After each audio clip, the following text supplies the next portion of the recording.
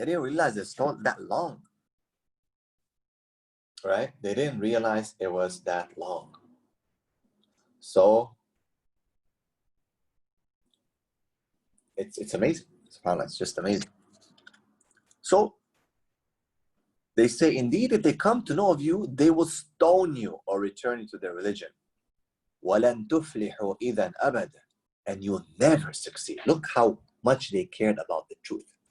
Today, Wallahi, la hawla wa la quwwata illa billah, we are being tested with our youth, with our children, leaving Islam. They are leaving Islam. You know, people, 10 years ago, we were watching these YouTube videos. Hundreds of people are accepting Islam. Thousands of people are entering Islam. Islam is the fastest growing religion in the world. Do you know, by statistics, Islam is also the fastest left or exited, the fastest exited religion in the world as well? Do you know that? And you can find statistics. Even from the people that convert to Islam, more than 50% turnover rate. They go back, or they disappear, or they don't practice, or they just for marriage, or for whatever reason, they don't actually bring any benefit to this ummah and to this world. What's the point of people becoming Muslim if they don't pray, they don't preach, they don't help people, they don't change their ethics, their morals? Sometimes, you know, ladies come to me, message me, they say, brother, I married a non-Muslim man. He became Muslim for me. And now he's telling me to take off my hijab. Now he's telling me, let's drink together. And I love him. I don't know what to do. I have children from him. He tricked me. He said he's a Muslim. And, you know, it's a big problem. It's happening. Some people don't care about anymore. And they're not aware of what is actually happening around us. They think we're okay. We're safe. Don't worry. It's not. Because the shaitan is working extremely hard to make sure that people, what's his main intention? Brothers and sisters, why are we not thinking about the unseen, about the ghaib? Why don't we realize that there's someone 24/7 working tirelessly with his soldiers and with one main objective? That is to destroy your faith and the faith of humanity, to misguide you, to take them with him to hellfire.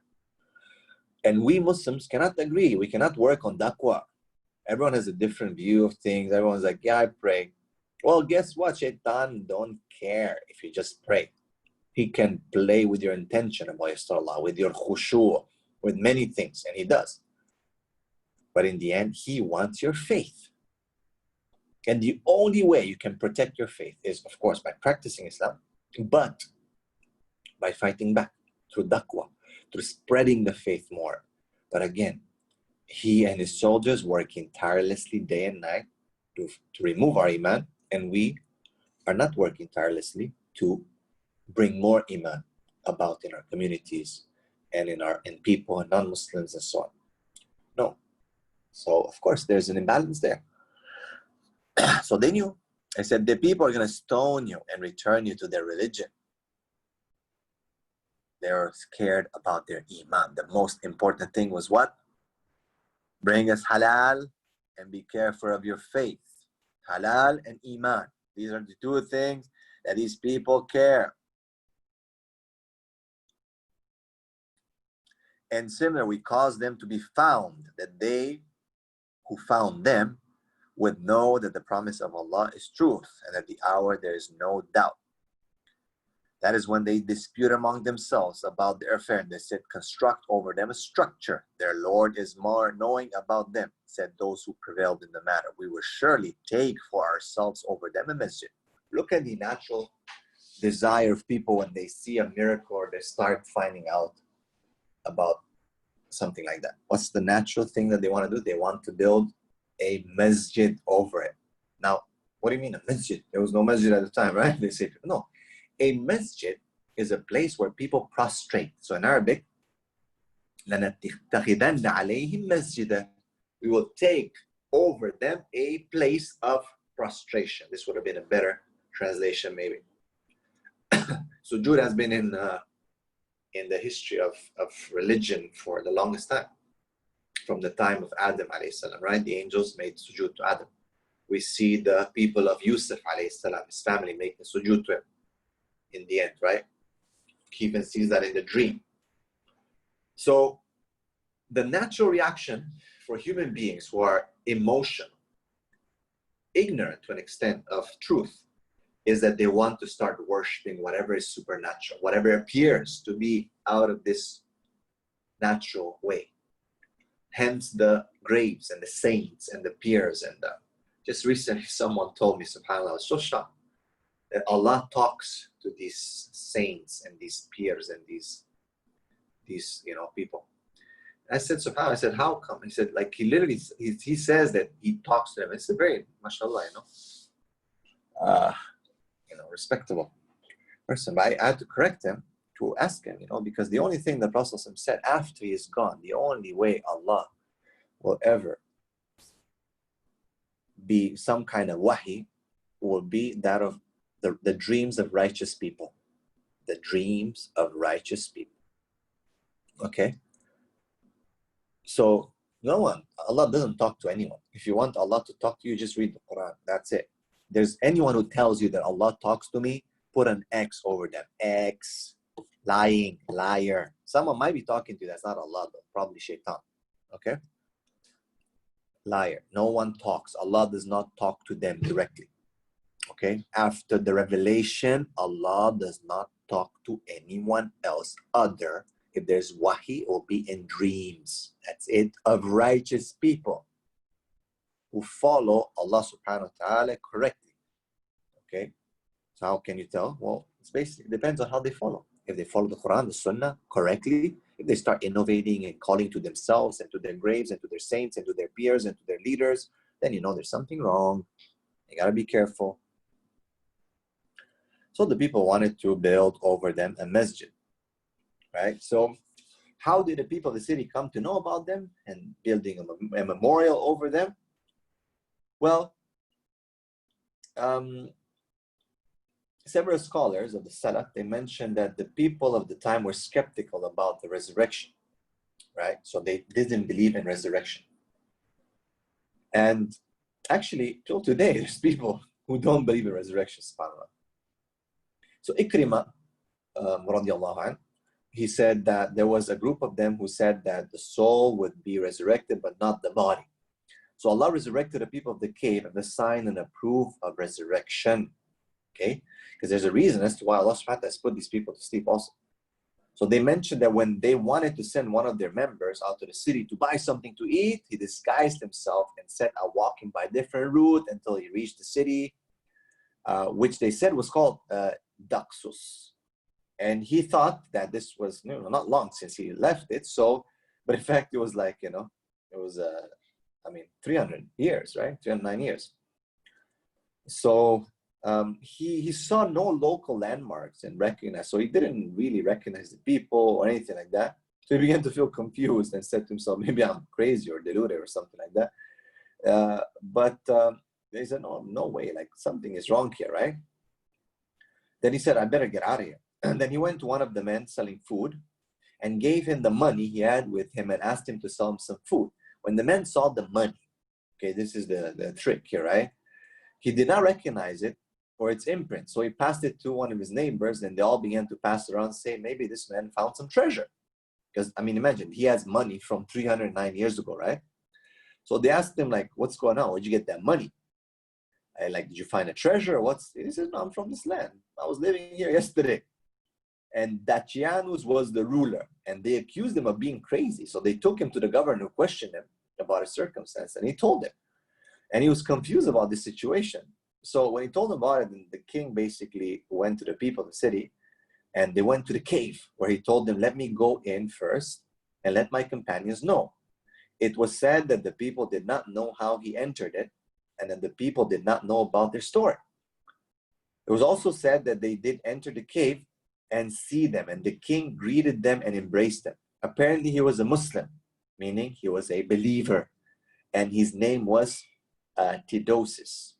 They rejoiced at meeting him and spoke with him, and they bid farewell to him and went back to sleep. Then Allah caused them to die. And Allah subhanahu wa ta'ala knows best. Okay, so this is basically a story that some of the Salaf narrated on this. And now, سيقولون ثلاثة رابعهم كلبهم ويقولون خمسة سادسهم كلبهم رجما بالغيب. This is very important. Pay attention. This is the important part. They will say there are three. The fourth of them being their dog. Look at the dog here. Eh? He gets mentioned a lot. And then they will say there are five. And the sixth of them being their dog. Guessing at the unseen. Rajman bil ghaib. Allah subhanahu wa ta'ala is saying that this is not important, guys. You're talking about numbers. Alayha tisat ashara. We talked about number 19 and how Rashad Khalifa went from claiming something about 19 to claiming that he's a prophet. And they will say there were seven, and the eighth of them was their dog. Say, Qul, Ya Muhammad sallallahu alayhi wa sallam, O Muhammad, my Lord is more knowing of their number. None knows them except a few. So do not argue about them except with an obvious argument, and do not inquire about amongst them from anyone. Maybe some people knew their number. It doesn't matter.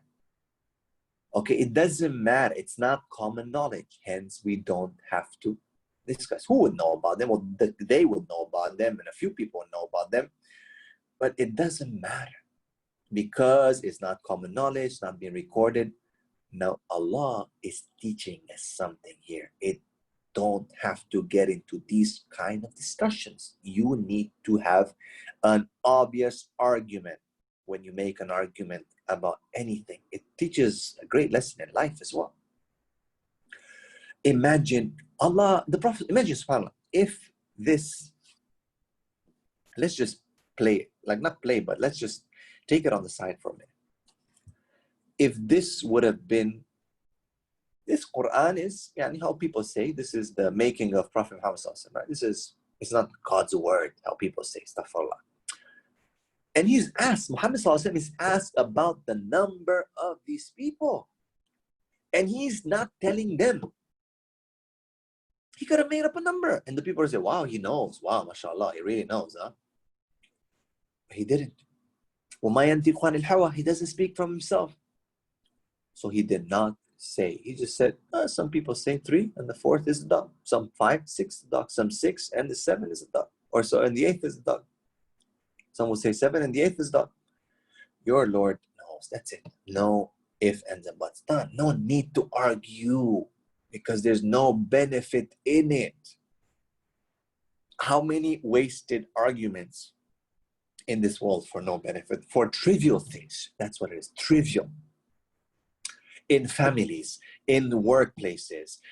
Oh my God, Ya Allah, especially, subhanAllah, sometimes you have meetings that are there for hours and hours and talks and discussions that are trivial and have nothing, and you could have summarized and put everything in half an hour to 45 minutes. Yet you lost 4 or 5 hours of your life. Allahu Akbar. Right? I'm sure you all know what I'm talking about. Rajman bil ghaib, guessing in the unseen.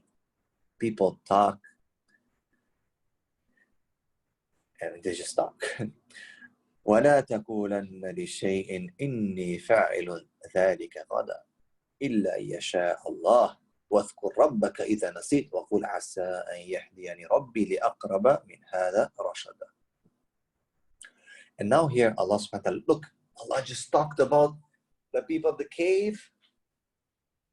Okay, the people of the cave, and now it switches to what? And do not, وَلَا تَقُولَنَّ لِشَيْءٍ, to you, to me, but specifically Prophet Muhammad sallallahu alaihi wasallam.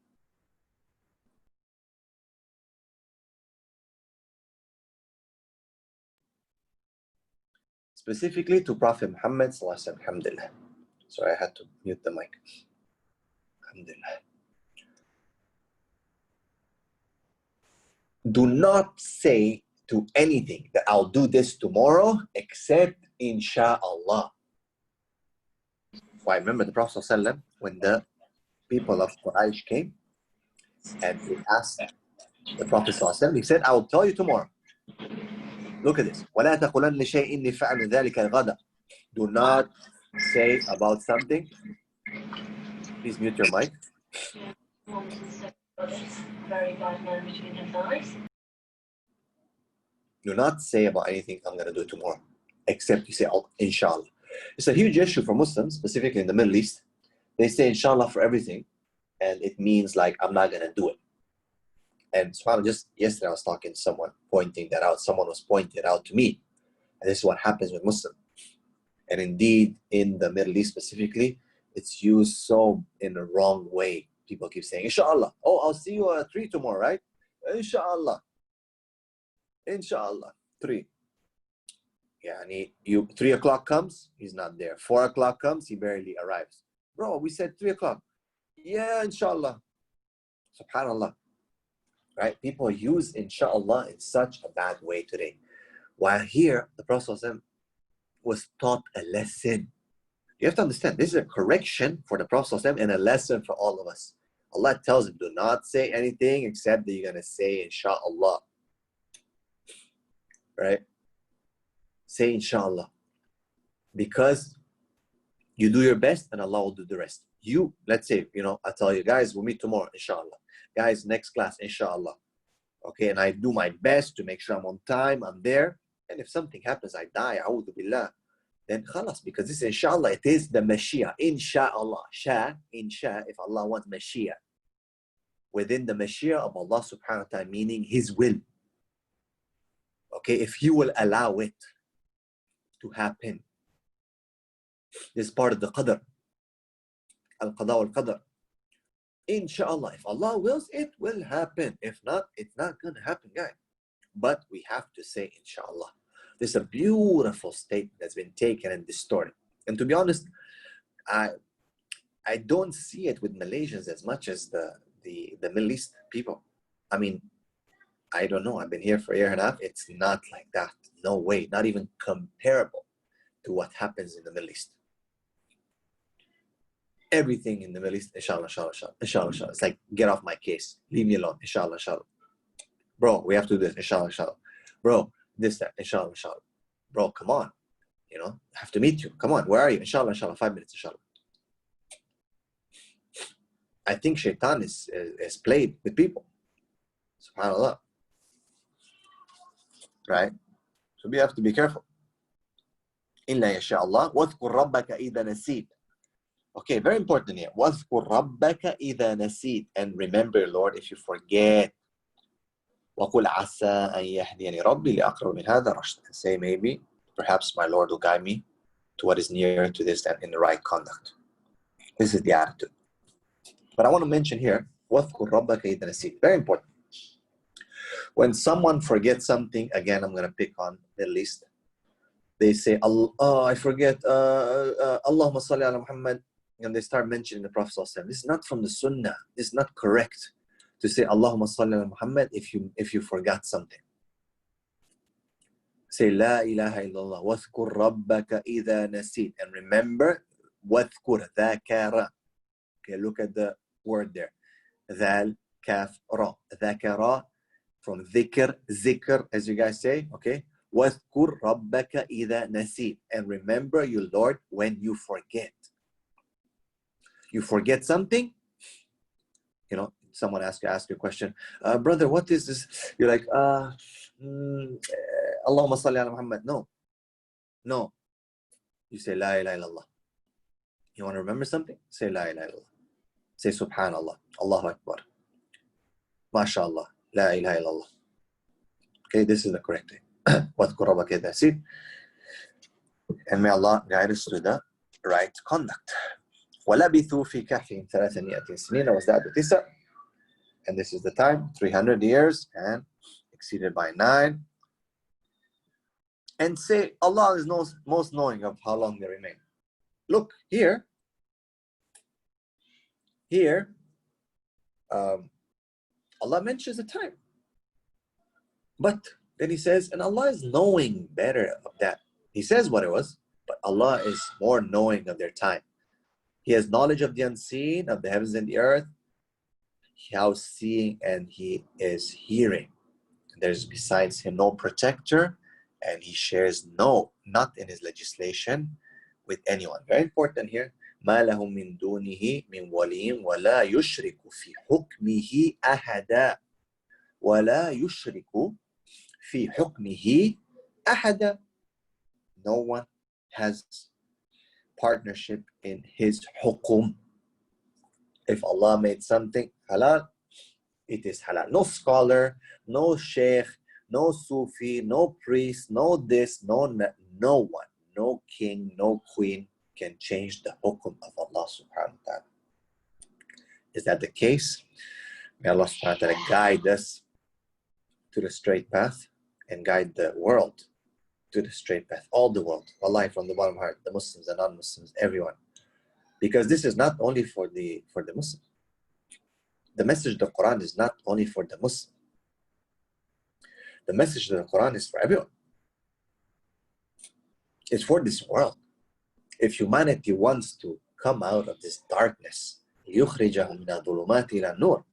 If humanity wants to come out of this darkness, they better get themselves straight with Allah subhanahu wa ta'ala. But sadly, they're moving farther and farther and farther away. And Shaitan is clapping and clapping, and his army is winning and winning and winning.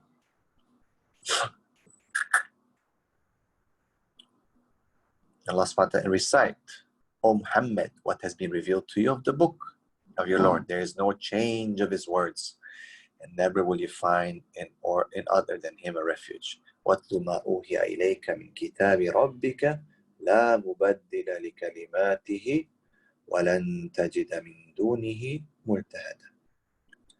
Okay, no one can change the words of Allah. You have to understand that. Now, Allah subhanahu wa ta'ala has allowed for some people to change the previous scriptures, isn't it? But in the end, the words of Allah will prevail. No one will be able to, in the end, defeat Allah. The message of Allah will always prevail. Okay? The message of Allah will always be above. No one can, in the end, change the words of Allah. No one can play with his words. Have people changed scriptures? Yes, they have done. It's not what it says here. But specifically, even here, because Allah subhanahu wa ta'ala said, وَاتْلُ مَا أُوحِيَ إِلَيْكَ مِنْ كِتَابِ رَبِّكَ, specifically addressing the Quran here, no one can change the Quran. No one, brothers and sisters, as much as they tried, as much as they're still trying right now, they're trying to change the tafsir, obviously. Because the Quran they cannot change, so they're trying to change the interpretation. They're trying to dumb us down in the Arabic language so we don't know, so they can play with the translations. In the end, they cannot change the words of Allah. It's impossible. And the beautiful verse, probably one of my favorite verses, واصبر نفسك مع الذين يدعون ربهم بالغداة والعشي يريدون وجهه. And have patience. Actually, واصبر نفسك. Like, let your nafs be patient. Keep yourself patient. Your nafs patient, your soul, it's to the soul, because patience is the level of the soul. By being patient with those who call upon their Lord in the morning and the evening, seeking his countenance. Who do you associate yourself with? Right? The people of dhikr, of azkar, the people of salah, the people of fajr and maghrib, the people of the morning and evening azkar, the people who remember Allah, or other. And then Allah subhanahu wa ta'ala says, wala, and do not let your eyes, ولا تعد عيناك عنهم تريد زينة الحياة الدنيا ولا تطع من أغفلنا قلبه عن ذكرنا واتبع هواه وكان أمره فرطا. Don't let your eyes pass to the people desiring adornments, worldly life, and do not obey those whose hearts we made heedless of our remembrance and follow their desires and whose affairs are in neglect. People who just care about dunya, cars, dresses, flashy stuff, and their hearts are away from the remembrance of Allah. They don't pray. How many you know? And it's always usually the rich people with fancy, flashy things that stay away from Allah subhanahu wa ta'ala. They don't pray. Not all of them. I'm not saying that there's a lot of wealthy people who are blessed by Allah, and actually that's why the reward is going to be so much higher for them, because it's so much harder for them to practice. There's so many distractions, and yet they choose to practice and to obey Allah subhanahu wa ta'ala, and their reward is so much higher. And that's what Rasul said about a poor person who's arrogant, that even his reward is, his punishment is more, because like when you're poor, you should be more humble, right? It's like the fitna is less. When you're rich, the fitna is more, right? So, but you find that wealthy people with their flashy lifestyles, their hearts are away from the remembrance of Allah. You know, wallah, some women, right, they put so much makeup and flashy dresses, they go out and whatnot. Oh, I cannot pray, and I cannot mess up my makeup, I cannot do this. They pick their look over the remembrance of Allah. So they miss Asr, they miss Duhur, they miss Asr, they miss Maghrib. Oh, it's okay, I'll pray later on, then they never pray. They end up home, tired, and they don't pray. Same with men. I was talking to a sister who works in a very high company. She said 90% of this huge company is pretty much Muslims. And she said, we don't stop for Salah. Our meetings are more important, and we miss sometimes Salah. We go on for board meetings, long. And some people miss Salah. Some people don't stop. There's no culture of stopping for Salah. Which is so sad. It's very, very sad. But look, it says, Allah says, do not let your eyes pass beyond them, desiring adornment in this world. Don't let your, sometimes when we see these things, we're like, wow, mashallah, look at that car. Look at that dress, look at that suit, look at this, look at that. Allah says, don't let this bother you. وَقُلِ الْحَقُّ مِنْ رَبِّكُمْ, and say the truth is from your Lord. فَمَنْ شَاءَ فَلْيُؤْمِنْ وَمَنْ شَاءَ فَلْيَكْفُرْ. And whoever wants to believe, they can believe. And whoever wants to disbelieve, hey, they can disbelieve. It's up to them. Okay? Indeed, we have prepared for wrongdoers a fire whose walls will surround them. And if they call for relief, they'll be relieved with water like murky oil, which scalds their faces. Wretched is the drink, and evil is the resting place. This is so disgusting, actually, the way it's described. But it shows, right, that sometimes you have to tell people that this is what's waiting if we do not follow the right path. And Allah subhanahu wa ta'ala protect us from this. It's very sad, Sadly today, inshallah, just recently, again, I was talking to someone about how the imams in the West avoid talking about Jahannam to people these days, because they feel like it's not so compassionate. Allah is describing Jahannam in a very, very, very tough way. So, subhanAllah, the Prophet ﷺ warned people about Jahannam. He didn't say, I don't want to scare people away and this and that. SubhanAllah, we have to read as it is. Inna ladina aman wa amilu salihat. Indeed, those who believe and work righteous deed the rewards will not be lost. The rewards will not be lost, right? So you see, every time after Allah talks about Jahannam, then Allah will talk about Jannah as well, to give the glad tidings. Inna ladina amanu wa amilu salihati inna la nudhi'u ajra man ahsana amala. Allah will not allow their deeds to be wasted. So Jahannam was described. Allah subhanahu wa ta'ala talks about those who will do righteous deeds. And أولئك لهم جنات عدن تجري من تحتها الأنهار. Allah subhanahu wa ta'ala now describes the gardens, perpetual residence, beneath the river flow. They will be adorned therein with bracelets of gold, and they will wear green garments, fine silk and brocade, reclining therein on adorned couches. Excellent is the reward, and good is the resting place, right? So Allah describes now Jannah. Imagine, and gardens beneath which river flow. You can think of it in many, many different ways, but of course you can never ever actually be able to imagine it properly. But it can be high gardens, and below there's rivers, on hills. It can be that the gardens are, really above the river, suspended. Allah knows best, but you can only imagine the beauty. And right, when you have a garden, right, for those of you who have gardens or houses, you love to be in the garden, right? You love to garden. You just love to be outside, the sun, the way it hits you, the way you touch the plants, the way you pull the weeds, the way you, how you feel when some of your crops give, you know, you get tomatoes or cucumbers or something that you've planted. It's just cannot describe that feeling, right? Of having a garden or being a farmer. It's just amazing, right? And you know, seeing water and hearing water flow, hearing the beautiful river, you know, just it calms you down because we're created. We're created from water, right? So when we see water, we become very, very calm. And when we see greenery, we become very calm and we love it. So Allah subhanahu wa ta'ala is going to give us that. So He's given us in this dunya, but in the hereafter is going to be even more.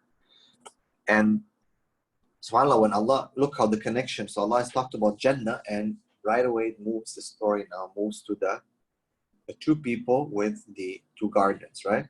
And present to them the example of two men. We granted one of them 2 gardens of grape wines and bordered them with palm trees and placed therein field of crops.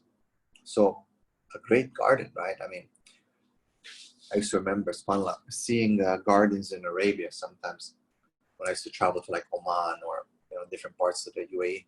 In the desert, sometimes you have gardens, you know, in oasis. And when you see an oasis, it's just so beautiful, subhanAllah. I think it even accentuates its beauty because you're in the desert.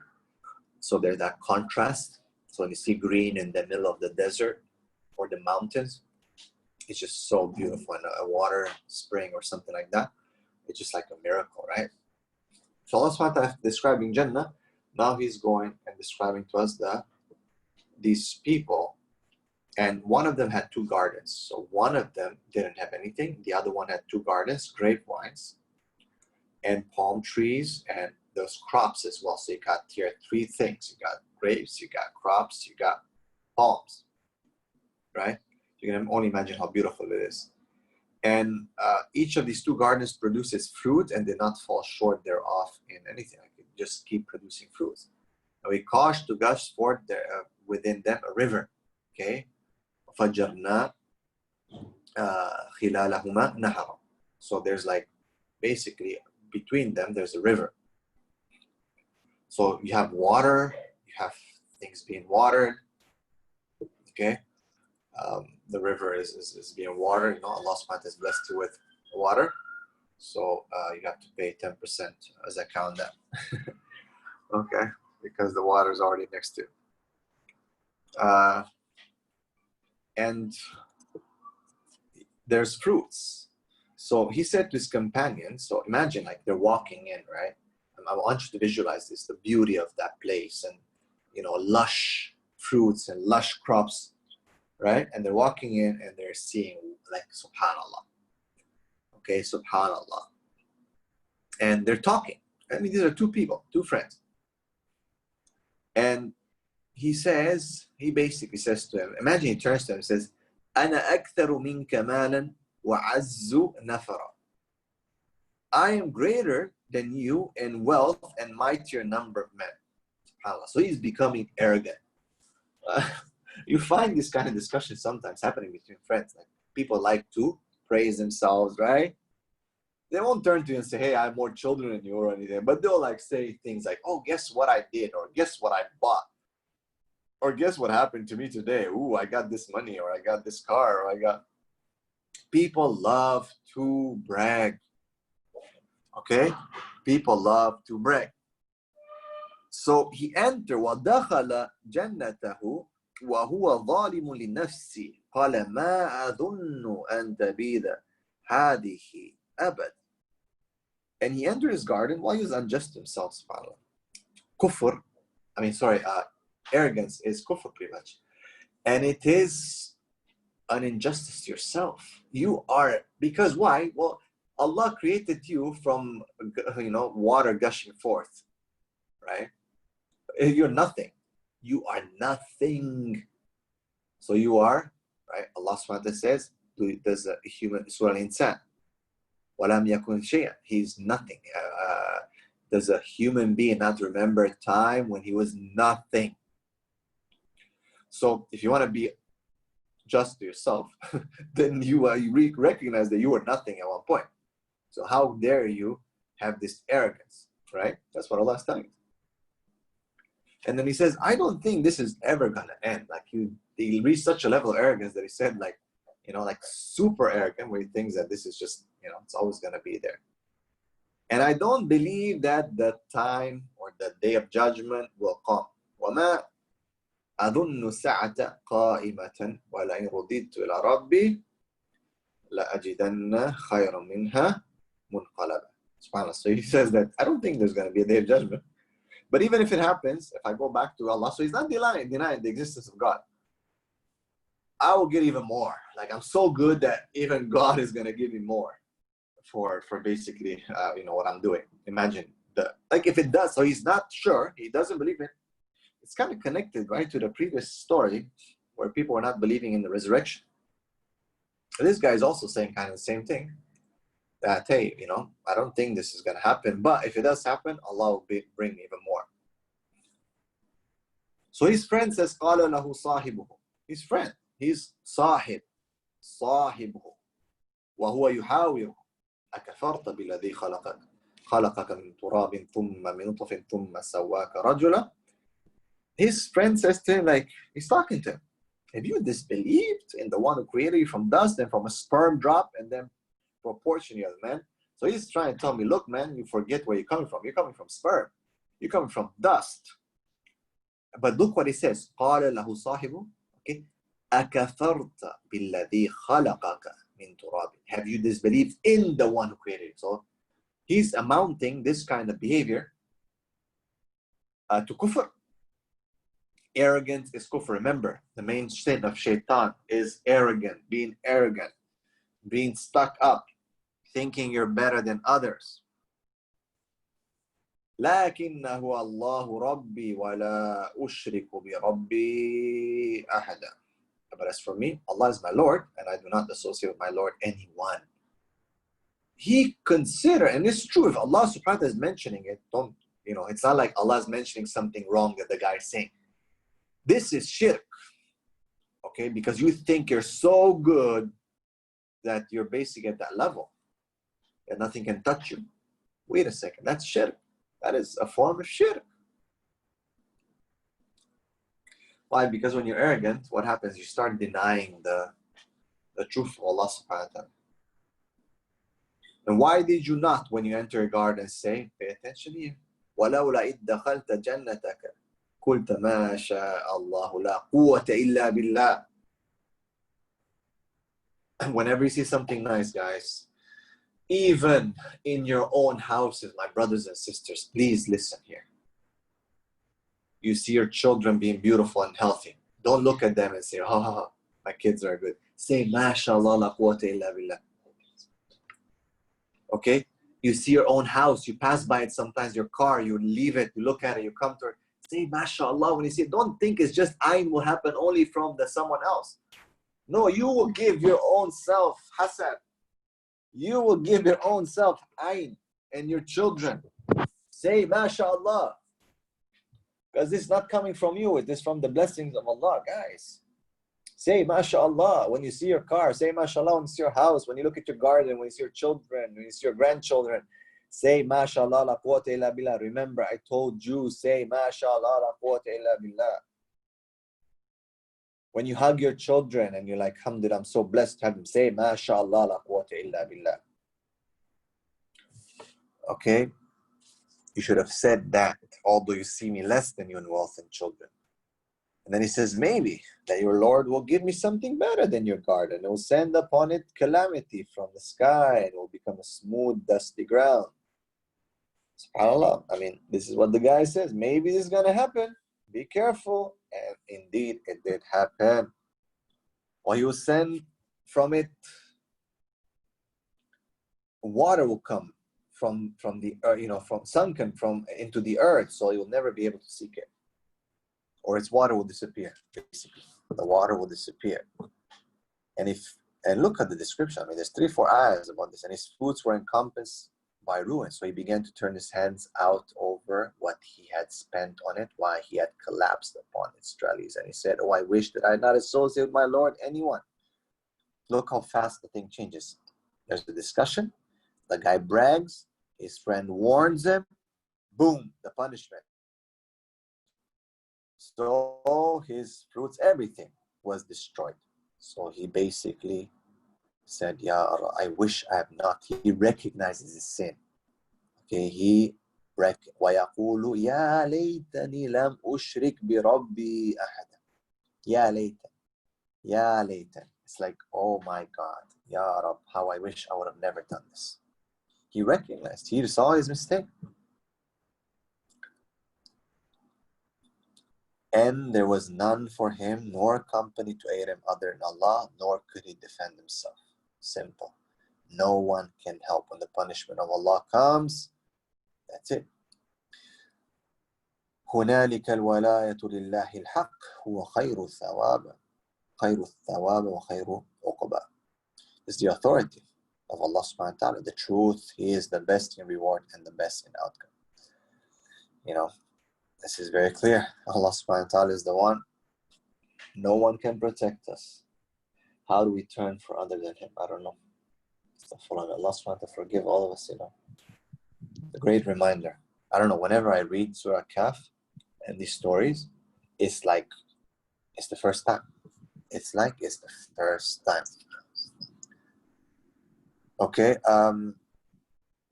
واضرب لهم مثل الحياة الدنيا كماء أنزلناه من السماء فاختلط به نبات الأرض. If you can see again, the continuation of this verse is linked again to the same topic and present to them the example of this life in this world. It's like rain which we send down from the sky, and vegetation of the earth mingles with it and becomes dry remnants scattered by the winds. And Allah is over all things perfect in ability. SubhanAllah, you find throughout the Quran that Allah subhanahu wa ta'ala, He links the life of this world and He links resurrection to rain. Okay, rain and vegetation, right? You see it throughout. There's so many times in the Quran when Allah subhanahu wa ta'ala brings the same type of verses of vegetation, in all dry land coming back to life. And he says the beautiful verse here, المال والبنون زينة الحياة الدنيا والباقيات الصالحات خير عند ربك ثوابا وخير أملا. Wealth and children are an adornment of this life, this worldly life, but the enduring good deeds are better for you with your Lord, for reward and better for one's soul. Yes, we love children, and yes, we love this life, and yes, we love money. It is true.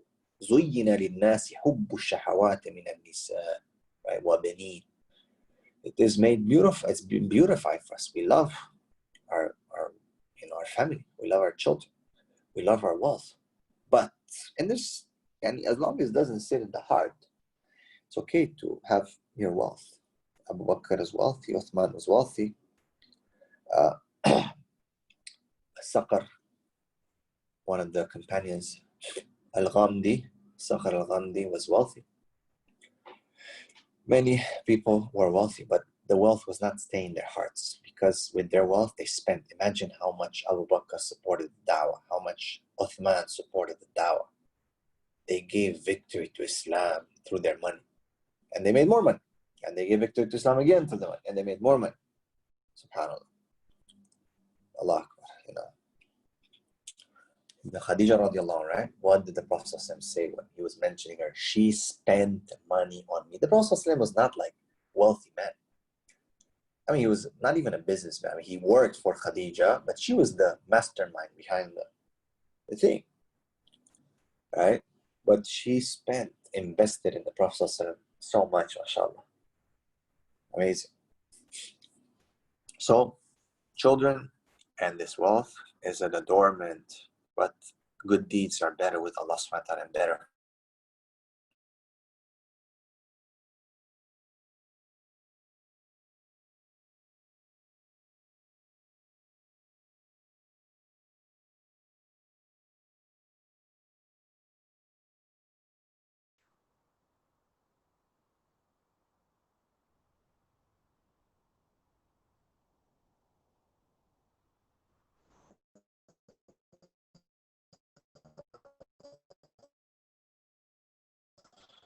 Can you hear me?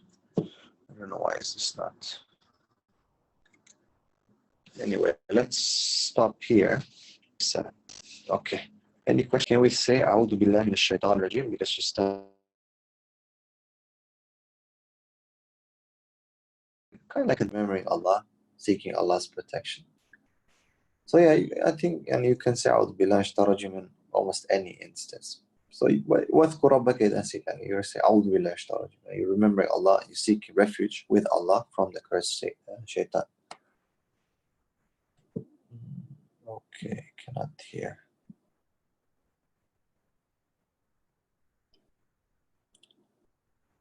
Can you hear me? Yes, inshallah. Assalamu alaikum, ya Sheikh. Walaikum salam. Okay. Ustad, we were speaking of Qadr just now. Yeah. In passing only, not really. This is not related to Surah Al-KAHFI. But the question is, can you change Qadr if you really beseech Allah subhanahu wa ta'ala? You know, I don't know if your Qadr is good or bad. Okay. Good question. Good we don't care. We are happy with. God forbid, Yeah, it's not good. Can we change Qadr with our du'as? Yeah, of course. Yeah, this is one of the things the Prophet said. But we have to understand what change means here. I think a lot of people, actually, Qadr is quite a simple matter. I know a lot of people do maybe get confused because of the way it's explained. But Qadr is a very, very good, it's quite a simple concept, because once we understand the concept that Allah is the one who knows everything, and He is the one who created time, and He is the one who created everything before even, He wrote everything down. He ordered a pen to write everything 50,000 years before creation. Then we understand that even us making dua was known to Allah subhanahu wa ta'ala, right? So let's say there was a certain qadr that was decreed, right? Yes. And then we make dua. Okay, correct. We make dua for Allah subhanahu wa ta'ala to change. So for example, the Prophet said, like, if you keep silatul rahim, for example, it will increase your lifespan, right? If you keep good tiding, a good link with your family and so on, right? So how can it increase? I mean, because you've done that, right? If you make dua, it can, protect you from certain things, right? Or change certain things. So again, it's because Allah subhanahu wa ta'ala, when He wrote everything, He wrote also the fact that you will make dua. And pay attention, brothers and sisters. The most important thing you have to understand in the equation of qadr is one thing, that Allah is Al-Alim. He is the most knowing. So He knew that you will make dua. He knew that the qadr will be changed. He knew. So everything was written before that. Mr. Abdullah or Muhammad or Sister Shamin or anyone else will make dua for this, and that the qadr will be changed, or that Allah will not accept the dua. Okay? Allah subhanahu wa ta'ala is also recorded in, with Him, and what would happen if it would have not changed? What if it would have changed? What if this situation? What if that? Every single possibility was known to Allah subhanahu wa ta'ala. What would have happened if you would have left, if you would have stepped left, if you would have stepped right, if you would have not stepped at all? Everything is with Allah subhanahu wa ta'ala. The most beautiful thing is that we don't know. Correct. Right? That's the difference. So we continue to be in this relationship with Allah subhanahu wa ta'ala and asking Him and fearing what the qadr will bring, at the same time having the hope that our du'as will change that, will protect us from these things, right? No. Good answer, sir. May Allah bless you. For those who like to read a bit more in understanding al-qada wal-qadr and concepts such as, which are a bit difficult, it's hard to find things in the English language, and sometimes when you look at the videos online, they're long and sometimes hard to understand. But for those who like to read, there's the Aqidah series by Imam Omar al-Ashqar, who passed away just about 5 years ago, rahimahullah. So it's a 10 series book. There's, you'll find like Allah, the angels, resurrection, jinn, devils, the explanation from the authentic sources on all these things. And subhanAllah, the English translation is just so amazing. And the way the book is structured, or the books are structured, is literally a 10-volume series. But for those who have time, or even you can look through the index and just pick the topics you want to read about, I really recommend Dr. Omar al-Ashqar, the Aqidah series, okay, inshallah. And there is one volume, I think number 4 or 5, is the issue of Al-Qada wal-Qadar, really explained in depth and very beautiful English, and with all the dalil and the proofs, and very beautiful. MashaAllah. Shukran, Ustad. Yeah. So it's Omar Al-Ashqar. Omar Al-Ashqar, yeah? I will write it now.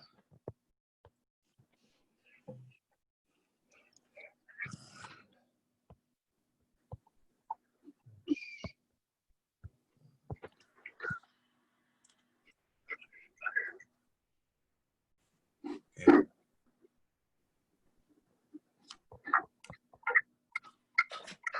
I think even the PDFs are available. Yeah, I think even the PDFs are available now. Okay, any other questions, Sean?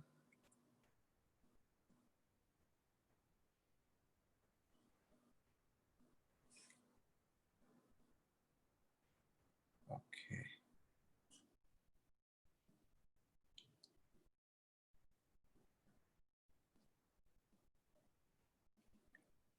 All right, no other questions, right? Alhamdulillah. Okay, inshallah. Then let us stop here today. And inshallah, we'll continue on Wednesday. I think we're moving at a good pace. I think we'll have to go quite slow when we reach the story of Musa and Khidr, because there's quite a lot there. There's a lot of important lessons, inshallah, and a lot of misunderstandings and that. So we'll try to clarify that. Jazakumullah khair. May Allah subhanahu wa ta'ala bless all of you, inshallah. And we will see you next time. Assalamu alaikum wa rahmatullahi wa barakatuh. Wa alaikum